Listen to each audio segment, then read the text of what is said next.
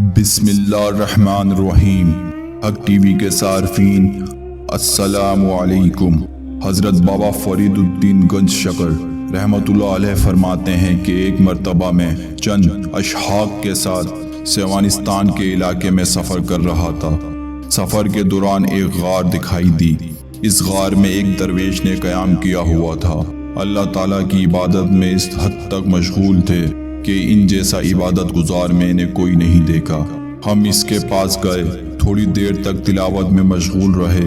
اس کے بعد گفتگو کا آغاز کرتے ہوئے یہ واقعہ بیان فرماتے ہیں کہ عزیزو، میں 20 برس تک سیاحت کرتا رہا۔ ایک مرتبہ میں ایک بزرگ کے پاس گیا جو ایسے پہاڑ پر رہتا تھا جو صحرا کے درمیان میں تھا اور جہاں کوئی پرندہ تک بھی دکھائی نہ دیتا تھا۔ میرے دل میں یہ خیال گزرا، یہ بزرگ یہاں پر رہتا ہے، اس صحرا میں اسے رزق کہاں سے حاصل ہوتا ہے؟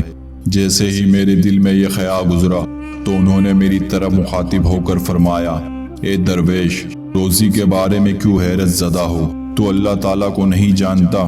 اللہ کا فرمان ہے کہ اے میرے بندے، خواہ تم آبادی میں رہو یا ویرانے میں، جو تمہارا مقرر ہے تمہیں ضرور ملے گا۔ پھر مجھ سے فرمایا کہ بیٹھ جاؤ، ابھی تمہیں اللہ تعالیٰ کی قدرت دکھاتا ہوں۔ بزرگ کی یہ بات سن کر میرے بدن میں کپ کپی طاری ہو گئی۔ انہوں نے مجھ سے فرمایا کہ ادھر آؤ اور جو یہ پتھر میرے سائے پر پڑا ہے اس کو اٹھا کر توڑ دو۔ میں نے ان کے فرما کے مطابق پتھر اٹھا کر توڑ دیا۔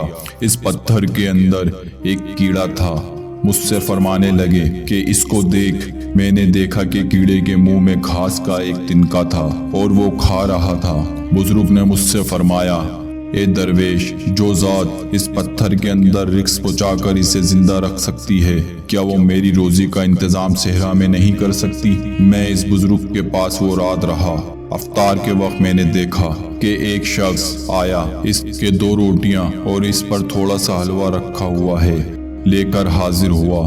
سلام کرنے کے بعد کھانا پیش کیا، واپس چلا گیا اور بزرگ جب تلاوت سے فارغ ہوئے تو مجھے بلایا اور ارشاد فرمایا کہ آؤ افطار کر لو۔ میں اس بزرگ کی خدمت میں بڑے ادب و احترام اور عقیدت کے ساتھ حاضر ہوا۔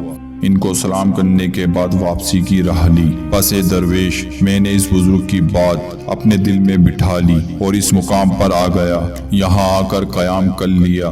اللہ تعالیٰ بہتر جانتا ہے کہ آج تقریباً 20 برس ہونے کو ہیں کہ مجھے پردہ غیب سے رزق پہنچائی جاتی ہے۔ ادھر آنے والے مسافر کو بھی اس ویرانے میں اس کا مقرر ملتا ہے۔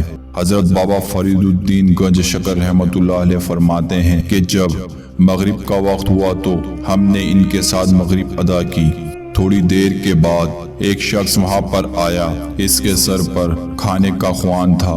اس نے وہ خوان اس درویش کے سامنے رکھ دیا۔ ہم سب نے اس بزرگ کے ساتھ مل کر کھانا کھایا اور خوب سیر ہو کر کھایا، لیکن اس خوان میں سے کھانا پھر بھی کم نہ ہوا۔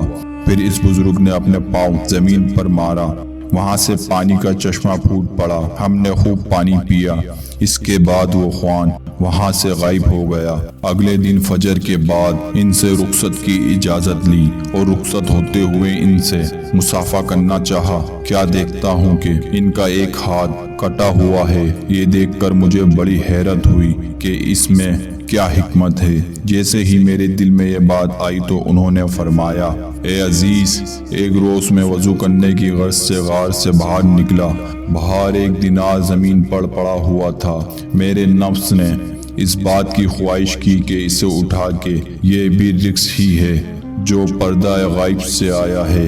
چنانچہ میں نے اسے اٹھانے کے لیے ہاتھ بڑھایا ہی تھا کہ ہاتف نے آواز دی، ایسے جھوٹے دعوے دار، تو نے ہم سے تو کل یہی وعدہ کیا تھا۔